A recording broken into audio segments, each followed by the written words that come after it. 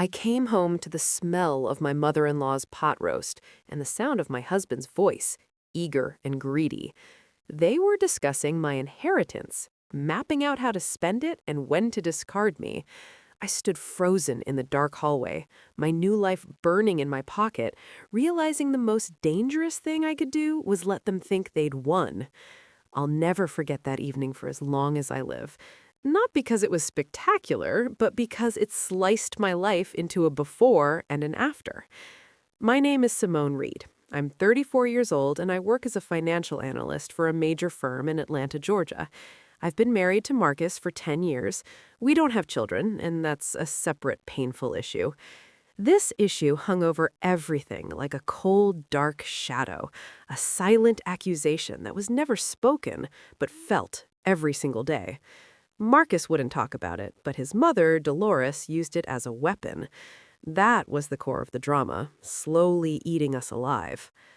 The morning of that day began like any other. The alarm went off at 6:30. I took a quick shower, drank a coffee standing up, and put on my makeup in the hallway where the moist, heavy air from the bathroom still testified to my mother-in-law, who had been busy in there for the last half hour. Dolores Henson, 62 years old, a former accountant. She'd been living with us for 6 years, ever since her husband passed away. Marcus had called it temporary back then. That temporary arrangement had turned into an iron cage for me, stretching out over 6 long years. 6 years of constant, relentless presence that occupied every corner of our shared life. I could feel the pounding in my temples, a dull ache that had become chronic, caused by the constant battle I never won. I tried to slip out of the apartment quietly, but her voice was faster. Running off again. Did you make your husband breakfast? My mother-in-law's voice caught up with me in the hallway, sharp as a whip crack, drenched in triumphant disapproval. I pulled my coat tighter and pressed my lips together. Marcus can manage on his own. My response was low, almost mumbled, but she'd heard it. Manage on his own, she scoffed. The way she said the word scoffed made it sound like an insult. You've been letting that poor boy starve for 10 years. Good thing I'm around. I didn't answer. I'd learned not to answer. Every word was just another invitation to a fight I couldn't afford to lose. I simply walked out and closed the door softly behind me. In the elevator, I looked at myself in the mirror. Dark circles under my eyes, a worry line etched between my brows. My gaze was tired, exhausted. Where was the Simone from 10 years ago? The young woman who believed Marcus was caring and attentive? Flowers every Friday, romantic dinners. It seemed so real back then. But then Dolores Henson moved into our lives and slowly took over everything. She took over the kitchen, the living room, Marcus's thoughts, and eventually my entire existence. At first, it was small things, remarks about my cooking, advice on cleaning. Those small pinpricks quickly escalated into open commentary about my appearance and my work. And then the topic of children started. When are you going to give me some grandchildren? That clock is ticking, you know. Are you barren or something? The word barren echoed in my memory, a deep-seated ache. I had gotten checked out. Marcus, too. Everything was fine. It just hadn't worked out. But how could I explain that to my mother-in-law? Marcus remained silent. He never took my side. She's an old woman, just ignore her, was his favorite line. That sentence, repeated over and over, had become confirmation of his cowardice, his quiet, passive contempt. A surprise awaited me at the office. Miss Reed, please come see Mr. Sterling right away. The secretary called me as soon as I arrived. Mr. Sterling greeted me with a broad, genuine smile that washed the tiredness from my eyes. You've been with us for 8 years, Simone. 8 years of impeccable work. Do you know how many times your reports have come back for revisions? Not once. He paused. His look was serious and full of appreciation. Mr. Thompson is retiring. I want to offer you his position, head of the analysis department. The salary is double what you make now, enhanced bonuses and platinum tier health coverage. At first, I couldn't believe it. Department head? Me? After all those years of humiliation at home, of secret doubts about my own worth, this was a slap in the face to fate, a beam of light. Who else? Mr. Sterling chuckled softly. You're the best analyst we have. You earned it. He stretched out his hand. Congratulations. Starting tomorrow, you're the boss. I shook his hand, feeling tears well up in my eyes. Not tears of joy, but of relief. It was the shock of unexpected validation. At least somewhere I was valued. In this place, far from my suffocating apartment, I was Simone Reed, the expert, not the useless, childless wife. The day passed in a blur. Colleagues congratulated me. Mr. Thompson walked me through the new responsibilities. I thought about how I would tell Marcus that evening. Would he be happy, or would Dolores immediately belittle it? During my lunch break, my phone vibrated. A message from an unknown number. Dear Miss Reed, please contact our law firm regarding the estate of Miss Maeve Sinclair. Auntie Maeve, my deceased mother's sister, the only close relative I had left. Auntie Maeve had died peacefully in her sleep 5 months ago. I had attended the funeral and visited the cemetery every month. But what inheritance were they talking about? Auntie Maeve lived modestly in a small apartment in a low-income complex with old furniture. I had helped support her financially. The message cast a puzzling light on the quiet woman I thought I knew so little about. At 4 o'clock, I took off work and drove to the attorney's office. Mr. Wallace Pierce, attorney at law, an older gentleman with glasses, received me in his high-ceilinged office. The office smelled of leather and old paper. The high ceiling amplified the feeling of serenity and my own smallness. Your aunt left a will. You are the sole heir. I leaned forward. I understand that, I said, but what is there to inherit? The attorney removed his glasses. His gaze was penetrating, almost fatherly. I'm afraid you didn't know your aunt very well. And he began to read.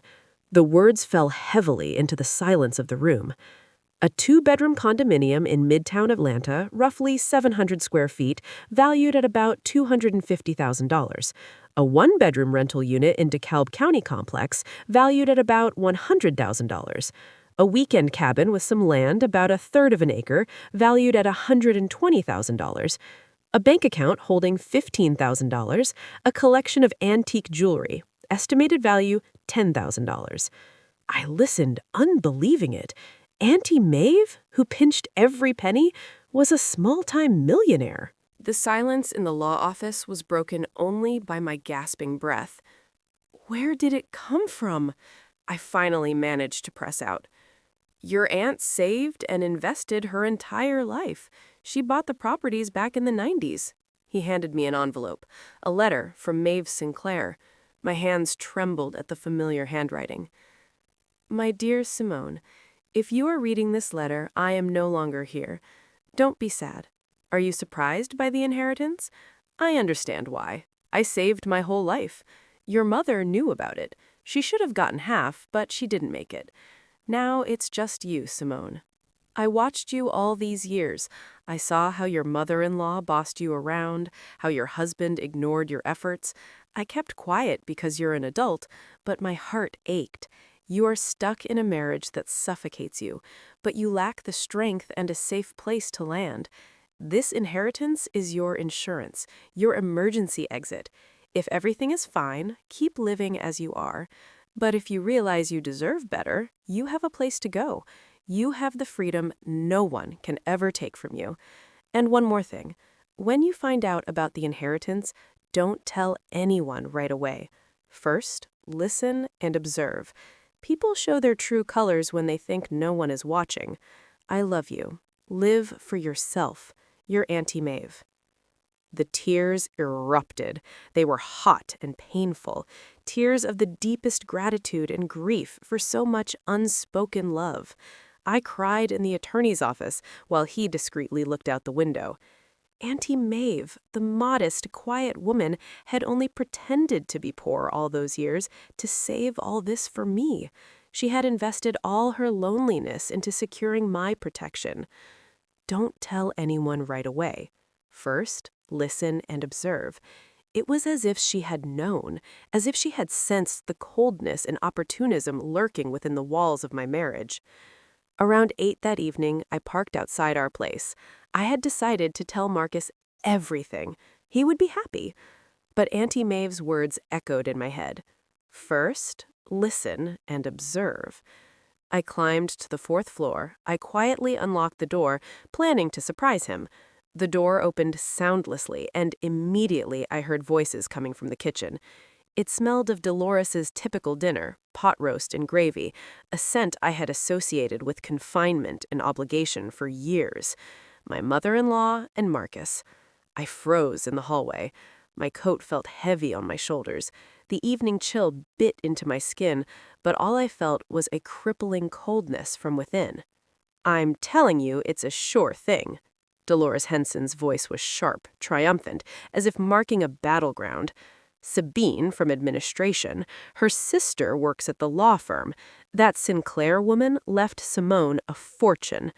"What kind of fortune?" Marcus asked excitedly. His voice was greedy, a tone I had never heard before. "2 condos, the cabin, the bank account, $350,000 to $450,000. Silence. The silence was worse than the noise, a breathless anticipation, then the sound of a chair being pushed back. "And what do you suggest, Mama?" Marcus was already in planning mode, the betrayal in his voice now unmistakable. "Act fast," Dolores whispered, her voice dropping into a dangerous conspiracy. "She doesn't know yet. When she finds out, you need to be by her side. Help her make the right decision." "Which decision?" "Sell everything. Invest it in a business. You wanted to open a restaurant? Then open it with her money." My breath hitched. They were talking about me as if I were a distant, foolish relative whose possessions they were entitled to manage. "Mama, that's her inheritance."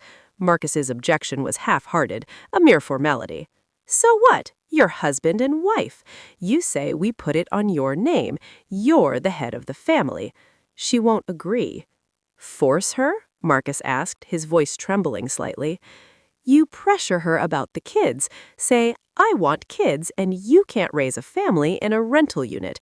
Plus, living here with me is like being parked on a sidetrack." The malice in Dolores's voice, even though I couldn't see her, was palpable in every syllable of her plan. I felt everything inside me contract. My heart seemed to stop. The air in the hallway became icy and thin. "What if she refuses?" Marcus asked softly. "Then you divorce her in a couple of years once the money's tied up in the business." A treacherous plan, cold and calculated. Divorce her? Why? We've been married for 10 years. Marcus's tone implied 10 years were some kind of untouchable value, even though he had trampled all over them. "And no kids, no use. She works all day and I do everything at home. A nothing. You deserve better." An overwhelming pause.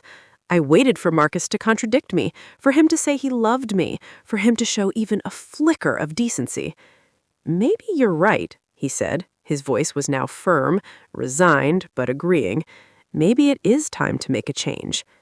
In that moment, the bottom dropped out from under me. My legs turned to cotton. I clung to the coat rack. 10 years.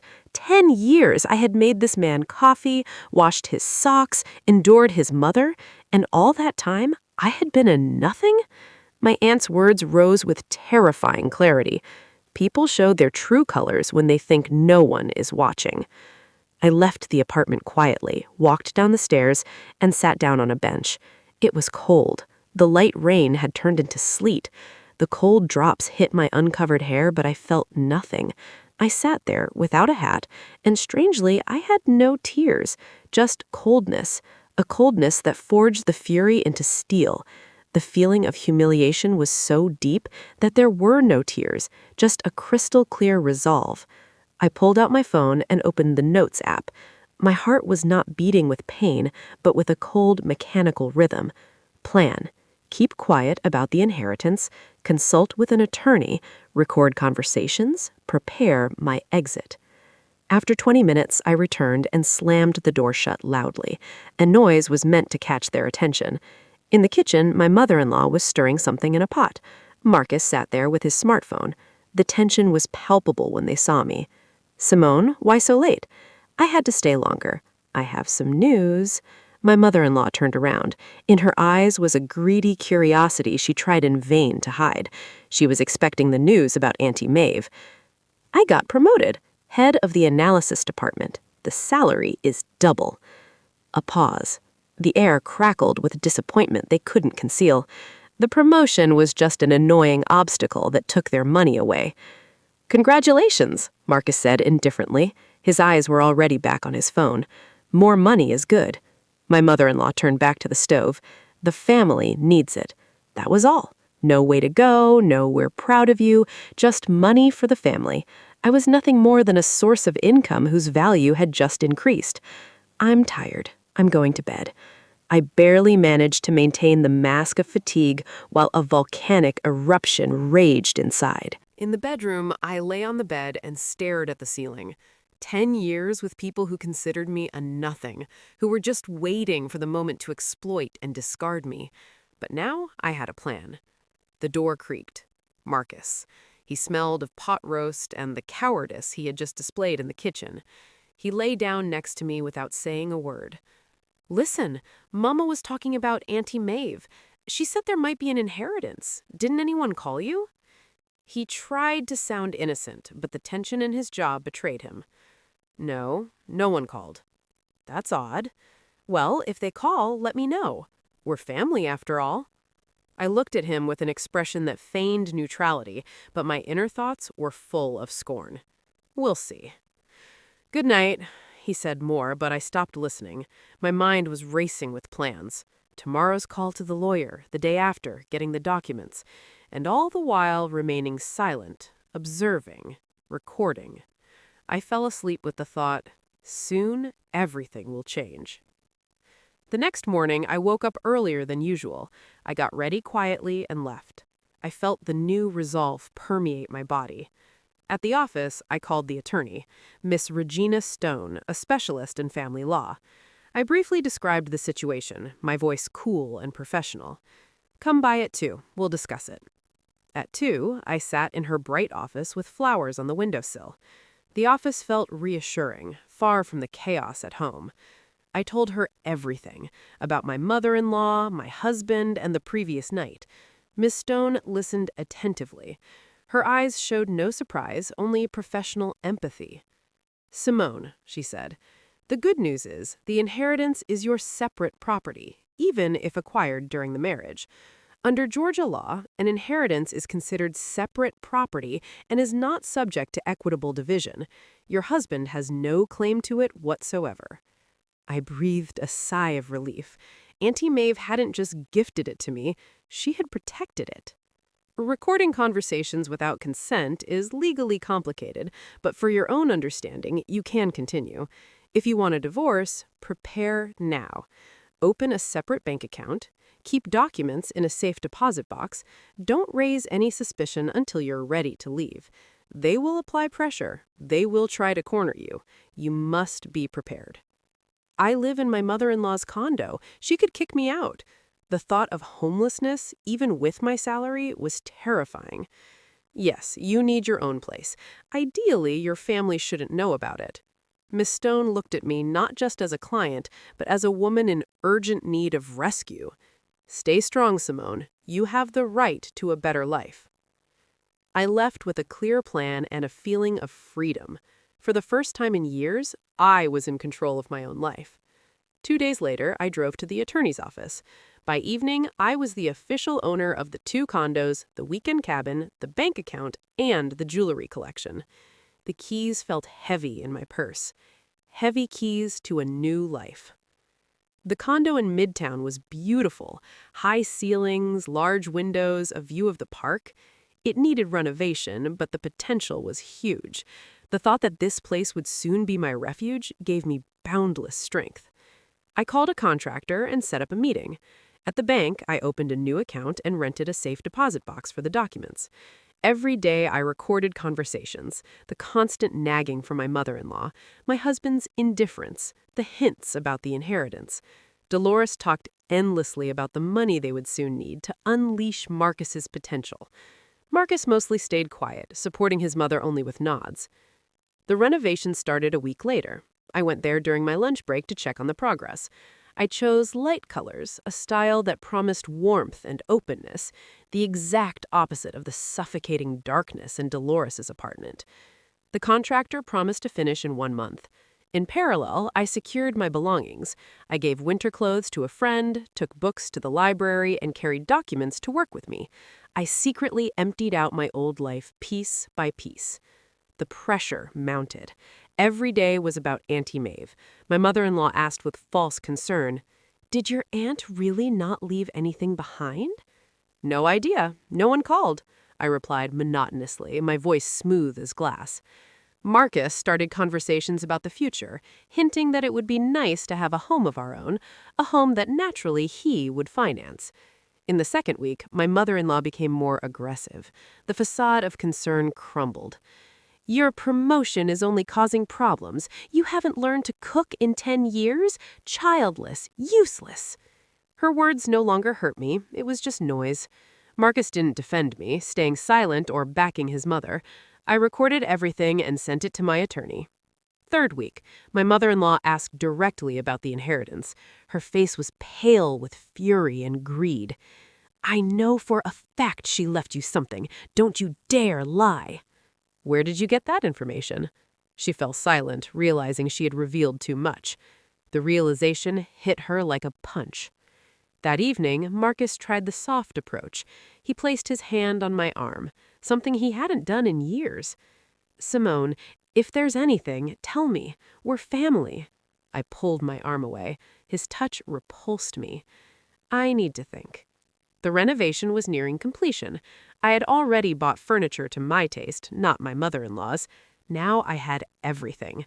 My own home, money, recordings of conversations. Only the final step remained. I wrote to my attorney. "I'm ready to file for divorce."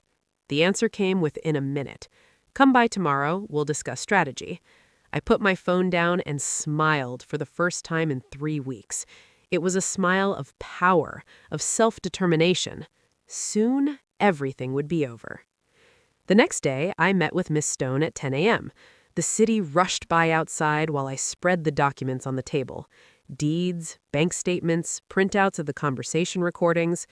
"This is impressive," the attorney said, examining the papers.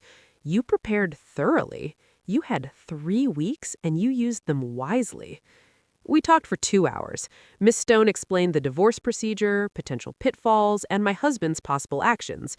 She stressed the need to burn all bridges. He might try to contest your right to the inheritance. He could claim you invested marital funds in the renovation, or that he contributed to maintaining the property. While that's not true, he could still try.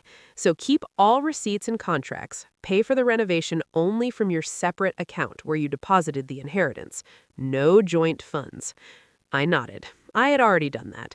I had become too meticulous to make a mistake. Now, about the divorce itself. You have no children, no asset disputes, since the inheritance belongs solely to you. Theoretically, it should be quick, but your husband might refuse to agree. Then the judge will order a period of reflection, usually up to 90 days, before finalizing the divorce. Maximum 3 months, usually less. Most importantly, do not yield to persuasion attempts. Do not agree to a second chance. Once you have made your decision, see it through to the end. I looked out the window. Clouds passed across the glass. Just normal spring clouds, and my life was changing with every minute. "I've decided," I said. "I'm seeing it through to the end." Miss Stone smiled. "Then let's begin. We'll file the petition next week. Until then, continue to act normally. Do not provoke arguments." Easy to say, "do not provoke arguments," when my mother-in-law looked for reasons in my every word, in my every move. That evening, I came home as usual. I cooked dinner. Yes, sometimes I still cooked, despite Dolores Henson's remarks. I cleared the table, washed the dishes. My mother-in-law watched me suspiciously. Something had changed in me, and she sensed it. She didn't know what, but she felt it. "You've been so strange lately," she said as I dried the plates. Her voice was quieter, but laced with underlying anger. "So thoughtful. Did something happen?" "No, just tired from work. New position, a lot of responsibility." Responsibility, she scoffed. You should be thinking more about your family, not your career. You don't take care of your husband. You're barely home. What kind of wife are you anyway? She spat the question out like an accusation. In the past, those words would have hurt me. In the past, I would have justified myself, apologized. But now, I simply let them slide. Good night. I turned and left. Dolores Henson went to her room and slammed the door shut. The crash of her door was an expression of her helplessness. Marcus came later. He had been at a company party. He smelled of alcohol, a scent that always accompanied his weakness. He lay down next to me without a word. "Simone," he murmured into the darkness, "we need to talk tomorrow. I'm tired." "No, now it's important." Panic was evident in his voice. The fear that his mother's plan might fail made him restless. I sat up, turning on the bedside lamp. The weak light illuminated his crumpled features. He sat up too, rubbing his face.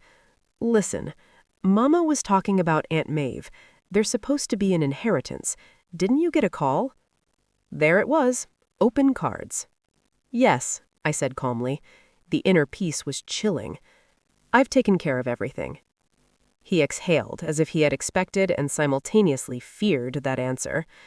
"Why didn't you tell me?" The outrage in his voice was ridiculous. "And why should I?" "What do you mean, why? We're husband and wife. We should discuss everything together." "Really?" I stared him directly in the eye. "And when you discussed with your mother how to force me to give you the money, did you think we should discuss everything together?" He avoided my gaze. His face twitched. "You were eavesdropping. I came home to my own home and heard you planning to rob me. That's not what happened." "Not what happened? Divorce her in a couple of years once the money is tied up in the business. Not what happened? A nothing? That's not what happened either." He was silent. His face looked miserable and confused in the light of the lamp. "Simone, Mama talks crazy sometimes. You know that. But I love you. We've been together for 10 years. "You love me?" I stood up. "You kept quiet for 10 years while your mother humiliated me. You never stood up for me. Not once did you tell her she was wrong. Is that love?" "She's an old woman." The eternal excuse. "Enough." I didn't shout. I spoke softly, but he flinched. The silence of fury was louder than any scream. "Enough of the excuses. She is not an old woman. She is an adult who consciously chose to torment me all these years. And you are an adult who consciously chose to allow it." He opened his mouth to protest or apologize, but I didn't let him speak. "The inheritance is my separate property. Legally, you have no claim to it whatsoever, and I have no intention of investing a single penny in this family." "But that's unfair." He stood up, his hands clenched into fists, but he didn't dare touch me. "Unfair? Do you know what's unfair? Living for 10 years with a man who thinks you're a nothing. That's unfair." I grabbed my pillow and blanket. "I'm sleeping in the guest room. I need time to think." He didn't stop me. Didn't even try. He just sat there, paralyzed by the realization that he had just lost his plan and his future. The following days blurred into a single, endless war of nerves. My mother-in-law went on the offensive. Every step I took was commented on, every word questioned. The tone was now openly hostile. The mask of passive aggression had fallen. "Where are you running off to work? Why so early? Are you running off to your lover?" she hissed with a nasty smirk. "You're late again. Normal wives are home by 7. What are those bags? Spending money again and nothing for the family?" I remained silent, recording, waiting. I was a cold, observing machine, waiting for the moment of final separation. Marcus oscillated between me and his mother. Sometimes he came to reconcile. "Let's forget it. Let's start over." His eyes were empty. He was only begging for the return to financial comfort. Sometimes he yelled, "You're obligated to share. We're family after all." Sometimes he's silent for days, staring at the wall. He was emotionally and psychologically completely dependent on his mother and easy money. One day, he tried to get into my phone. I caught him in the hallway. He was digging through my purse. "What are you doing?" My voice was hard and cold. He recoiled as if scalded. Nothing. I was looking for the charger. I thought you took mine. A lie. An open, clumsy lie. Marcus, I said, fixing my eyes on him, if you touch my things again, I will call the police. The police? Have you gone crazy? No, for the first time in a long time, I am perfectly sane. He left and slammed the door. I changed my phone password and began to carry my documents with me just in case. My trust was utterly destroyed, replaced by absolute caution. The condo renovation was finished ahead of schedule. The contractor called me on Friday. Ms. Reed, everything is done. You can do the final walkthrough. I went there straight after work. The condo was transformed. Bright walls, new hardwood floors, modern fixtures. Light flooded through the high windows. The furniture was already in place. My sofa, my table, my bookshelves, my home. For the first time in my life, my own home. I walked through the rooms, touching the walls, opening the cabinets. Everything was new, clean, mine. Not a single object connected to my old life. Not a single memory of my mother-in-law, my husband, or those 10 years of humiliation. I sat down on the sofa and cried. For the first time in all those weeks, I cried. Not from grief, not from resentment, but from relief, from joy, from the knowledge that the way out was here, so close. Only the final step remained. On Monday, Ms. Stone and I filed the divorce petition. The court clerk's office was quiet and businesslike. No drama, no scenes, just papers, stamps, signatures. The summons will be delivered to your husband by mail, the clerk said. The first hearing is in 1 month. 1 month. Another month in that chaos. But now I had a goal. Now I knew there would be an end. That evening, I came home later than usual. I had been at my condo kicking up the last few things. I only needed the essentials. I could leave the rest behind. I opened the door and immediately knew something was wrong. The light was on in the hallway. A strange coat, expensive and masculine, hung on the rack. Voices drifted from the kitchen. They were waiting for me, but not to greet me. I walked into the kitchen. Sitting at the table were my mother-in-law, Marcus, and a strange man in his 50s wearing a suit. The man radiated smug arrogance. "Oh, there she is," my mother-in-law smiled triumphantly. It was a cold, sharp smile. "Sit down, Simone. This is attorney Lawrence Becker. He's here to explain your obligations." The lawyer stood up and extended his hand. "Lawrence Becker, I represent your husband's interests." I didn't shake his hand. I remained standing in the doorway, clutching the purse with my keys tightly. "My husband's interests." "Which interests?" "Marital property rights." He sat back down. "Mr. Henson informed me that you received a substantial inheritance and are refusing to share it with the family." "Because legally I am not required to share it." I felt the adrenaline, but my voice remained calm and steady. "Formally, yes, but there are nuances." "There are no nuances." I pulled out my phone. I read the statute Miss Stone had taught me loud and clear, like a death sentence. Under Georgia law, an inheritance received by one spouse is separate property and is not part of the marital estate. The lawyer cleared his throat. His initial confidence wavered. "You are well informed legally. That's good.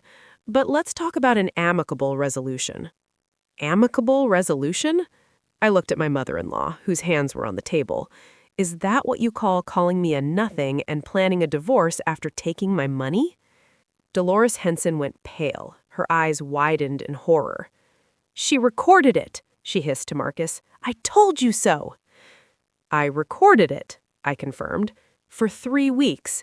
Every conversation, every insult, every plan." The lawyer exchanged a glance with Marcus. Marcus sat there pale and clenching his fists. His face was a mix of fury and despair. "Simone, let's talk privately," he began. "No, we'll talk in court. I filed for divorce this morning. You'll receive the summons by mail." Silence. Absolute silence. Even my mother-in-law was speechless. "You filed for divorce?" Marcus stood up abruptly, without consulting me. And what should we have discussed? How much you love me or how you plan to divorce me in a couple of years? I confronted him with the cruel truth. Mama said that, not me. He tried to shift the blame onto her. And you agreed. Maybe you're right. Those were your words. He took a step toward me. In his eyes was the rage of a caught child. You're not going anywhere. This is my home. This is your mother's condo, and I'm moving out in the next few days if you don't throw me out first. I'll do that right now, he shouted. Marcus! The lawyer quickly stepped between us. That won't help. My mother-in-law also jumped up, her voice cracking. No, she needs to leave. I've had enough. I've fed this useless thing for 10 years, and what do I get? Ingratitude. Fed me? I laughed, a short, cold laugh. I paid half the utilities, bought groceries, contributed money to the household, or did you forget that? Peanuts. Peanuts compared to what you have now. This is my aunt's inheritance. She worked her whole life to leave it to me, and you two, you just wanted to steal it. Steal it? My mother-in-law gasped in indignation. We are family. Family shares. We are not family, I said. The sentence was final. The bridge burned behind me. We are people who ended up coincidentally under one roof, and that coincidence ends now. I turned and walked to the bedroom. Behind me, I heard screams, my mother-in-law yelling something, Marcus trying to calm her, the lawyer suggesting they discuss everything with a clear head. The next day, I packed my last few things, my laptop, chargers, a couple of photos. Everything else was already in my new condo. I went back to the hallway. They were still in the kitchen. The voices had quieted, but the tension hung in the air. I'm leaving now, I said loudly. I'm leaving the keys on the little table. My attorney will be in touch with you regarding the divorce. I walked out without looking back. I felt the weight of their hostile stares on my back, but I was indifferent. Outside, it was dark and cold. Fine rain lashed my face. I got into the car, put my hands on the steering wheel, and just sat there, staring straight ahead. 10 years. 3,650 days. And now it was all over. In one evening, in one conversation. No, not quite over. Ahead of me was still court, divorce, papers. But the worst was behind me. I had left. I was free. I started the engine and drove home. To my home. The condo welcomed me with warmth and silence. No screams from my mother-in-law, no silent condemnation from my husband. Just my things, my books, my coffee maker in the kitchen. The silence was a physical embrace. I made myself a cup of tea and sat by the window. The city sparkled below in lights. Somewhere out there, in one of those high-rises, Marcus and his mother were hatching new plans, looking for ways to get revenge, to punish me, to take something from me. But it didn't matter anymore. They wouldn't succeed. My phone rang. Marcus. I declined his call. He called again, and again, and again. Then messages started pouring in. Simone, let's talk. You can't just leave. I love you. We can fix all this. Please answer. I blocked his number. Then my mother-in-law called from the landline. I knew her number by heart. I declined her call, too, and blocked her number. Silence. Blissful silence. I finished my tea and lay down to sleep, for the first time in a long time. I slept peacefully. It was the sleep of the righteous, of the person who had saved herself. The next few weeks were eventful. Marcus tried to contact me through mutual friends and colleagues. I asked them not to convey any messages. My mother-in-law showed up at my office, made a scene in the reception area, screaming that I destroyed the family. Her face was distorted, her rage a public humiliation. Security escorted her out. Mr. Sterling called me into his office, asking, "Is everything okay?" I briefly explained the situation. I'm getting a divorce. My former in-laws aren't taking it well. He nodded. Let me know if you need help. The company's legal team can step in. Thank you. I'll manage. The support from my employer was balm for my soul. Marcus appeared at the first court hearing with the same lawyer, Mr. Becker. They tried to contest the divorce, demanding a period of reconciliation. The judge ordered a 30-day reflection period. Use this time to reconsider your decision, she said to me. I've reconsidered it, I replied, for 10 years. My gaze was steely, without any hesitation. The month passed quickly. Marcus called, texted, came by my condo. I didn't open the door, didn't reply. I had learned that silence was my strongest weapon. One day he caught me by the car. His desperation drove him. He grabbed my arm. Simone, I'm begging you, let's talk. Let me go. I'll fix everything now. I'll talk to Mama. She'll move out. We'll live alone. His eyes pleaded. But it was the desperation of a man losing his financial security, not his love. Too late. Why too late? Why won't you give me a chance? I looked him in those eyes that had once seemed so familiar. Because you showed me who you are, not with words, with actions, and I don't want to be with a person like that anymore. I tore my arm away and left. He remained by the car, confused, pathetic. The second hearing was brief. The judge asked if I had changed my mind. I said no. Marcus was silent, staring at the floor. The humiliation was complete. The divorce was finalized. As I left the courtroom, I ran into my mother-in-law. She was waiting in the hallway, pale, aged. Her hatred was the only thing holding her up. You destroyed my son's life, she hissed. I will never forgive you for this. You destroyed his life, I replied calmly, when you raised him the way you did. And I walked on without looking back. The fury and resentment now belonged to them, not to me. Miss Stone waited for me at the exit. Congratulations, she said. Now you're free. Yes, I smiled. Free. We stepped out onto the street. The sun was shining. Spring was in full swing. The trees were turning green. The birds were singing. The city was living its usual life, and my life was starting anew. The first few days in the new condo, I simply got used to the silence. It was a strange feeling to wake up in the morning and not hear my mother-in-law's murmuring through the wall, not having to expect nagging at breakfast, not having to prepare for evening arguments. Silence, peace, freedom. I got up when I wanted, ate what I wanted, watched movies until midnight without fear of hearing the sentence, "Lights on again? That's not free." I invited friends over for tea. That had been impossible before. My mother-in-law would make a scene after every visit. Now we laughed about the absurdity of the past. My job brought me joy. The new position was complex, but interesting. I led a team of 12 people, negotiated with major clients, made decisions that hinged on multi-million-dollar contracts, and no one told me that women don't belong in business or that I should be thinking about my family. Mr. Sterling was satisfied with my work. Quarterly figures had increased by 15%. Clients praised our analysis. At the company meeting, I was recognized as the best department head. Ms. Reed, you're a godsend, the director said. I regret not promoting you sooner. I smiled. Before, such words would have seemed undeserved. Now, I accepted them calmly. I had earned them through my work and my effort. I decided to rent out the one-bedroom condo in DeKalb County. I found decent tenants, a young couple, both working. They weren't planning kids yet. A 1-year lease, timely payments, no issues. The extra income was a pleasant bonus. Not that I needed the money. The department head's salary was more than enough. But the feeling of financial independence, complete and unconditional, was good for the soul.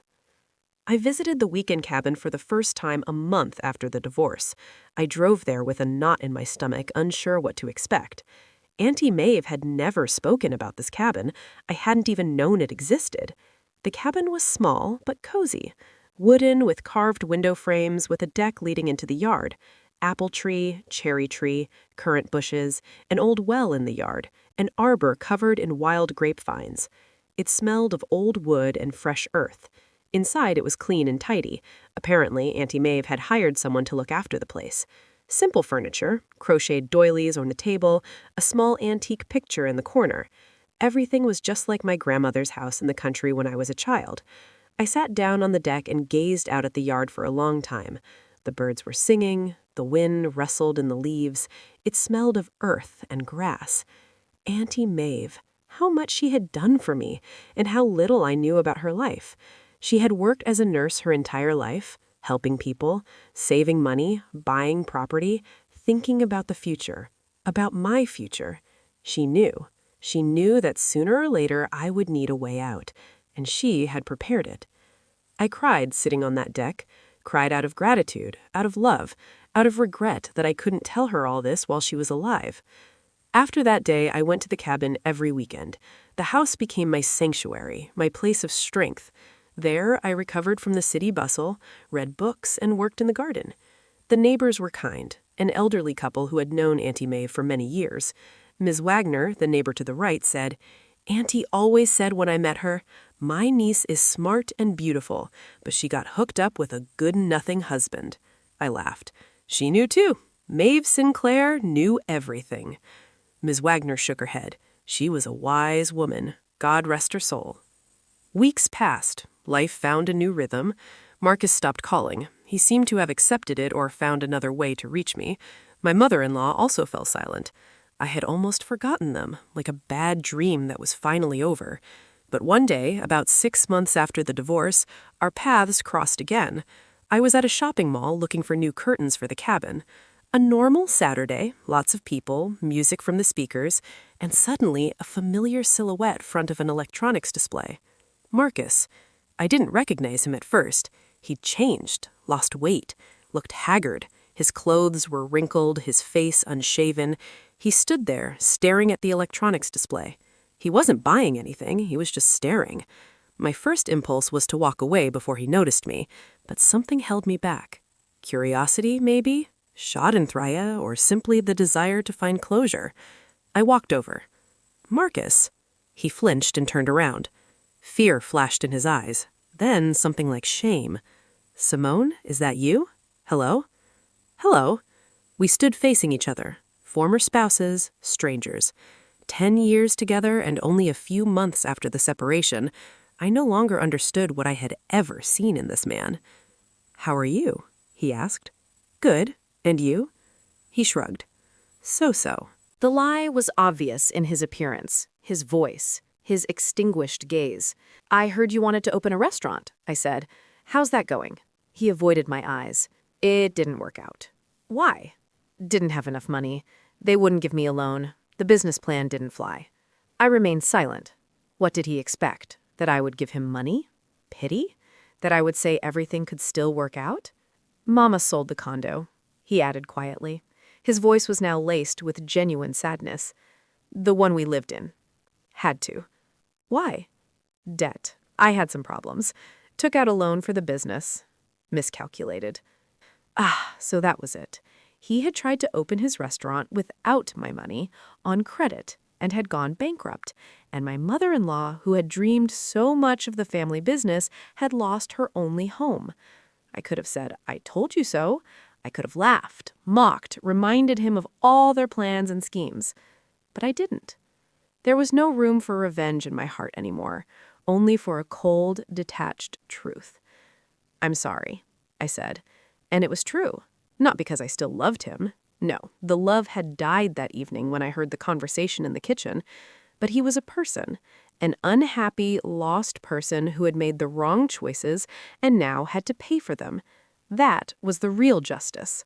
"Simone," he took a step toward me. "Maybe we can—" "No." He didn't even finish. "I don't need to listen. The answer is no to every question you want to ask." He lowered his head. "I know I'm to blame. I know I ruined everything. But I've changed. I understand what I lost." "Marcus," I sighed, "you didn't lose me. You lost the money you hoped to get. Those are two different things." "That's not true." "Yes, it is. And we both know it." I pulled a business card from my purse, not my own, but that of a therapist I had seen in the first months after the divorce. "Here, go see her. It won't hurt you to know yourself better." He took the business card and looked at it confusedly. "Goodbye, Marcus. I hope things work out for you." I turned and walked away without looking back. I sat in the car for a few minutes to compose myself. It was a strange feeling to meet the man I had spent 10 years with and feel nothing. No anger, no resentment, no regret. Just emptiness. No, not emptiness. Relief. I had made the right choice. I had left at the right time, and my life was now mine. Later, I learned the details from mutual acquaintances. The story was even sadder than I thought. After the divorce, Marcus decided to prove to everyone, himself, his mother, and me, that he could make it without anyone's help. He took out a bank loan, found a business partner, and rented a space for the restaurant. The partner turned out to be a swindler, took half the money, and disappeared. Marcus was left with debt, unfinished renovations, and lease obligations he couldn't meet. My mother-in-law tried to help, sold the condo, gave her son the money, but it wasn't enough. Marcus plunged into more debt, and then even more. Now, he and his mother were living in a rented one-bedroom unit on the edge of the city. Dolores Henson, at her age, was working as a cashier in a supermarket. Marcus was scraping by with odd jobs. I didn't rejoice in their misfortune, I really didn't. But I didn't pity them either. They had chosen their path. They had made the decisions that brought them to where they were now. And I had chosen my path, and it had led me to freedom. A year had passed since the evening I found out about the inheritance. Is a year a lot or little? Sometimes it seemed like a lifetime. Sometimes just a moment. In that year, I had learned a lot about myself, about what I wanted and what I didn't, about my boundaries, my values, my dreams. I understood that I could be alone, and I liked it. I wasn't lonely. I met with friends, colleagues, neighbors from the cabin, but being alone entirely, for myself, without having to please or appease anyone, was amazingly pleasant. I understood that work was an important part of my life, but not the only one. I started taking vacations, going on short trips to the coast, to Savannah, to Charleston. I saw the world that I had previously only seen from the office window. I understood that someday I would be ready for a new relationship. Not now. Now it was good to be alone. But if I met a man who valued me for who I was, why not? The anniversary of Auntie Maeve's death fell on a warm May day. I arrived at the cemetery early, before many people were there.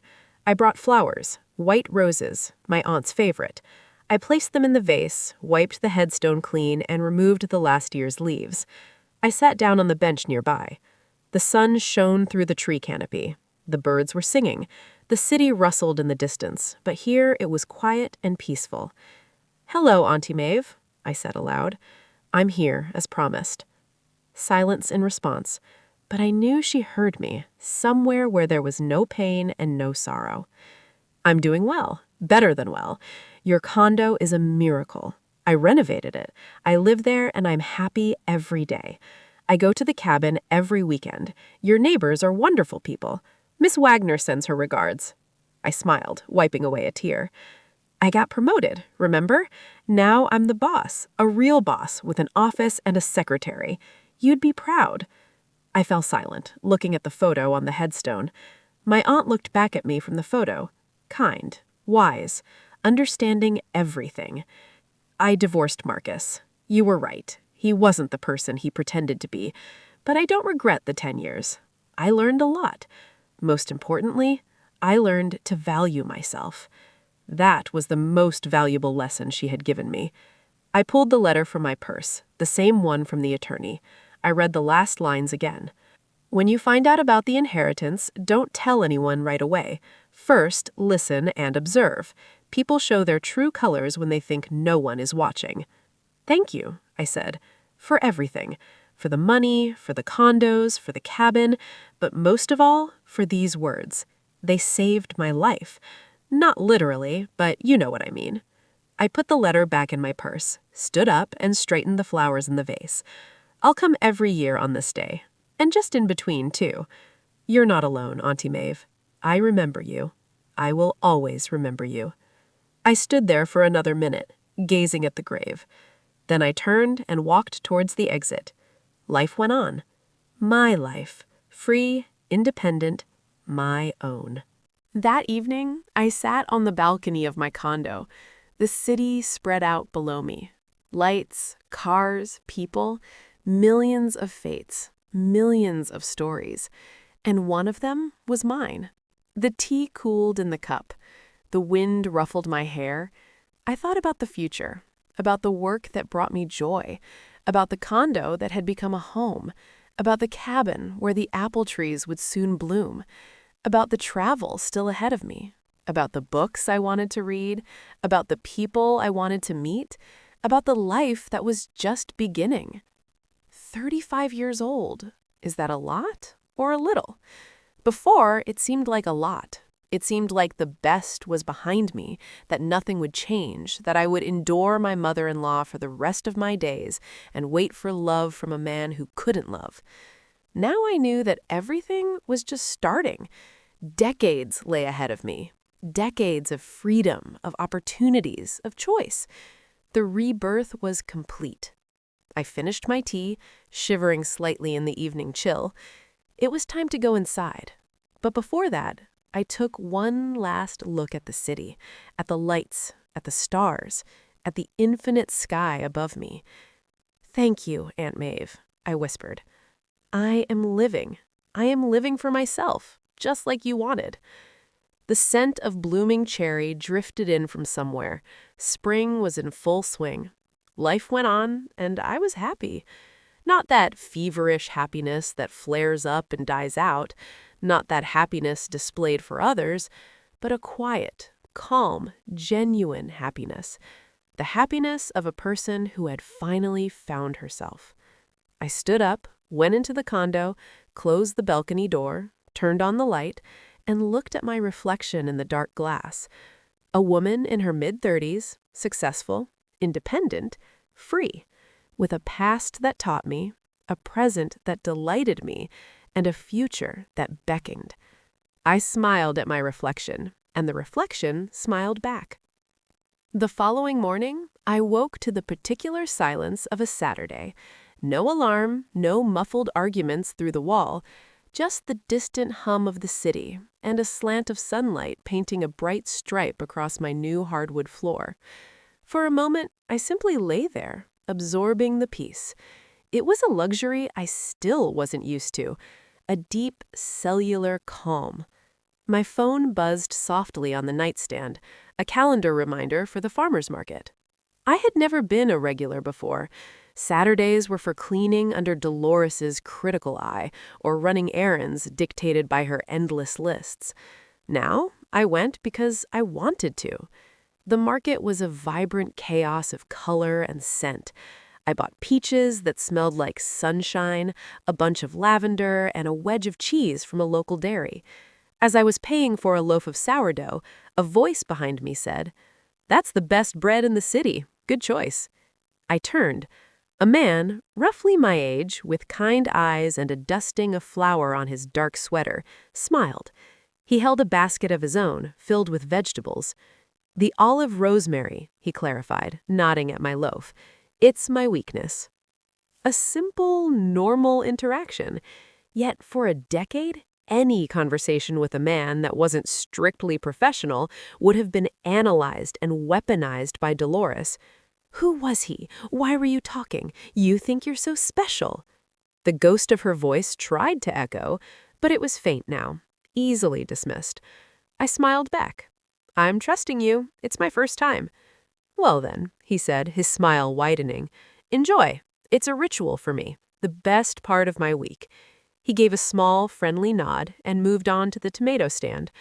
I watched him for a second. The easy way he chatted with the vendor, the lack of pretense. It was nice. I felt no pressure, no paranoid calculation, just a man who liked good bread. I tucked the loaf into my bag, the warmth of it seeping through the paper. A simple pleasure that felt profoundly my own. Back at the condo, I made coffee and ate toast with honey at my small kitchen table, reading a novel I'd been meaning to get to for years. The words didn't swim before my eyes, chased away by a backlog of anxiety. I could actually focus. I could lose myself in the story. It was another small miracle. In the afternoon, I drove to the cabin. The air grew clearer, the sky wider as I left the city behind. Pulling up the gravel drive, the sight of the little wooden house never failed to lift something inside me. It was more than an asset. It was a promise kept across generations, a sanctuary built with patience and foresight. This weekend, I'd brought painting supplies. The small bedroom upstairs, which Aunt Maeve had used for storage, had pine-paneled walls darkened by time. I wanted to brighten it, to make it a proper guest room, though I had no specific guests in mind. Perhaps one day, a friend. Perhaps one day, someone else. The physical work was cathartic. The scent of the paint, the steady sweep of the roller, the transformation of the space.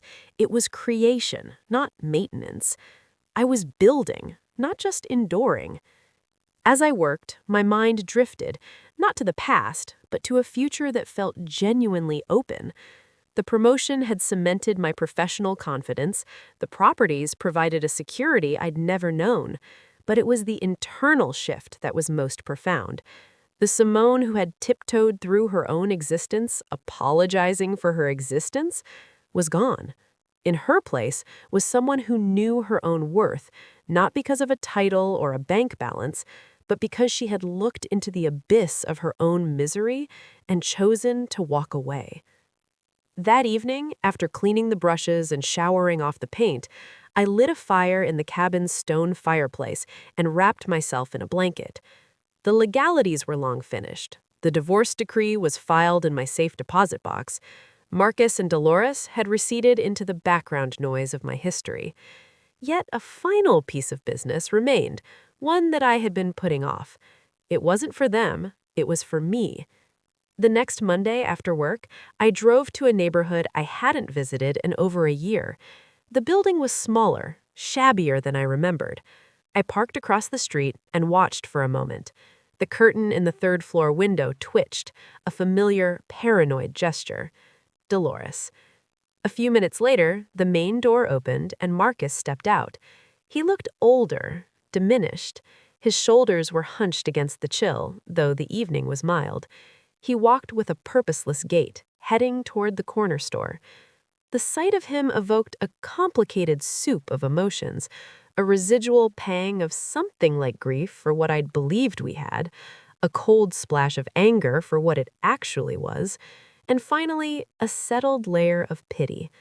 He was a prisoner of his own making, forever tied to the woman who taught him that love was conditional and manipulation was currency. I hadn't come for a confrontation. I'd come for evidence. Evidence that the chapter was truly closed. Seeing them here, in this reduced circumstance, was the proof I needed. Their scheming had netted them nothing but loss. My silence, my patience, my escape had been my victory. I started the car and drove away, the last lingering thread of connection severing silently as I turned the corner. I felt no triumph, only a deep, clean finality. A week later, I was having a final review with Ms. Stone. We sat in her sunny office, the formalities complete. "It's been a privilege, Simone," she said. "Not every client has the fortitude to see something like this through with such clear-eyed purpose."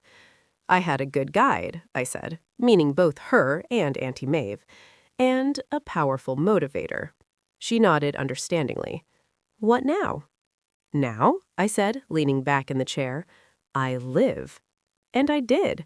Life began to fill up, not with obligation, but with choice. I joined a book club at the local library. I started taking weekend hiking trips with a group I found online. I even, on a whim, signed up for a pottery class. My hands, so used to typing reports and clenching in frustration, learned the quiet, messy joy of shaping clay. I made lopsided bowls and vase-like objects that leaned precariously. I didn't care. The process was the point. At work, I thrived. My department's performance continued to climb. I mentored younger analysts, something I'd never had the emotional bandwidth to do before. I found I enjoyed teaching, guiding, being the kind of leader I'd always wished for. Mr. Sterling called me into his office one afternoon, not with a new task, but with a question. "The board is impressed, Simone. There's talk of a regional director position opening up next year. It would mean more responsibility, some travel. Is that something you might be interested in?" The old Simone would have hesitated, would have immediately wondered what Marcus would think, how Dolores would weaponize the time away. The new Simone met his gaze. "I'm very interested." Tell me more." It was during this period of bustling, peaceful expansion that I ran into the man from the farmer's market again.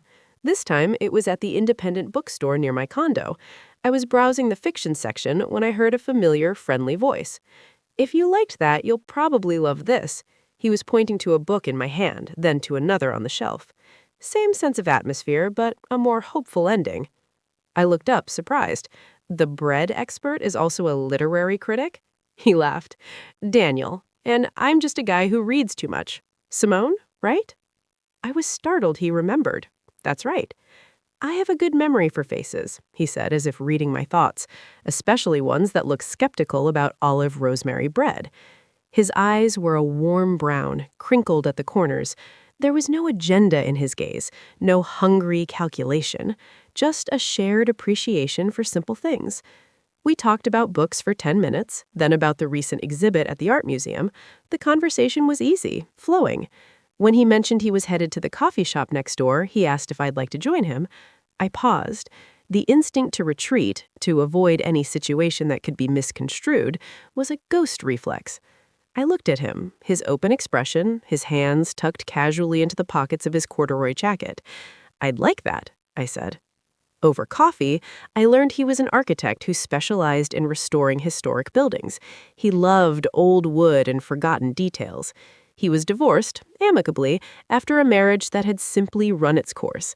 He had no toxic mother in the background, no simmering resentment. His life seemed healthy, normal. We talked for an hour, and it felt like minutes. When we parted, he said, "The market is every Saturday. I'm usually there by 9, if you're ever looking for another bread recommendation." "I might just do that," I said, and I meant it.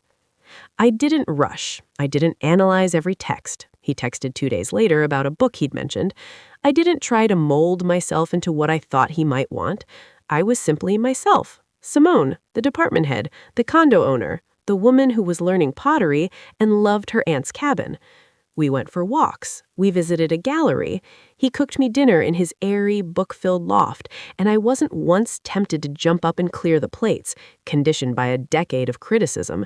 I just enjoyed the meal. One evening, about 2 months after we'd met, we were at my cabin. I'd shown him the bedroom I'd painted. He'd admired the craftsmanship of the fireplace and had gently pointed out a spot where the porch railing needed reinforcement. We were sitting on the deck as the fireflies emerged, a blanket shared over our laps. The silence was comfortable. "You're remarkable, you know," he said quietly, not looking at me but at the darkening tree line. "Why do you say that?" "You have this quiet strength, a depth. It's in the way you've made these spaces yours. It's in the way you talk about your work, with passion but no arrogance. There's a peace about you that feels hard-won." His words sank into me, a balm on places I hadn't even known were still sore. He saw me, not the victim, not the survivor even, but the person I had become through the struggle. I didn't tell him the whole story that night, but I knew I could when I was ready, and I knew he would listen without scheming, without seeing an angle or an opportunity. He would just understand. A year and a half after that fateful evening, I stood on the deck of the cabin with Daniel. It was autumn, and the trees were a riot of flame and gold. We were drinking apple cider, warm from the pot on the stove. My life was full in a way I could never have imagined. The regional director promotion was mine, starting after the new year. I'd declined a lavish corner office, opting instead for a smaller space with a view of the park, closer to my team. The rental property was managed and providing steady income. My condo was a true home, filled with art I loved and books I'd read. And there was Daniel, a kind, steady presence, a partner. We weren't rushing toward anything, we were just building something, day by day, with mutual respect and growing affection. It was healthy, it was real. I thought of Auntie Maeve often, with a gratitude that never dimmed. She hadn't just given me property, she had given me the weapon of knowledge and the shield of silence. She had taught me to watch, to listen, and to act from a place of power, not panic. Her legacy wasn't just in the deeds, but in the woman I had become because of them. That night, as Daniel slept peacefully beside me in the cabin's freshly painted bedroom, I lay awake for a while, listening to the whisper of the wind in the pines. I thought about the Simone of before, the woman shrinking under a constant barrage, hoping for scraps of validation from a man who'd been hollowed out by his mother's venom. That woman felt like a character from a sad novel I'd once read. The Simone of now had a life she had built with her own hands on a foundation of her own worth. She had love that was given freely, not extracted through guilt or obligation. She had a future that was hers to design. The before and after were not just segments of time, they were different worlds. And I, Simone Reed, was finally, unshakably, home in the after. The silence around me was no longer empty. It was rich with possibility, and it was mine.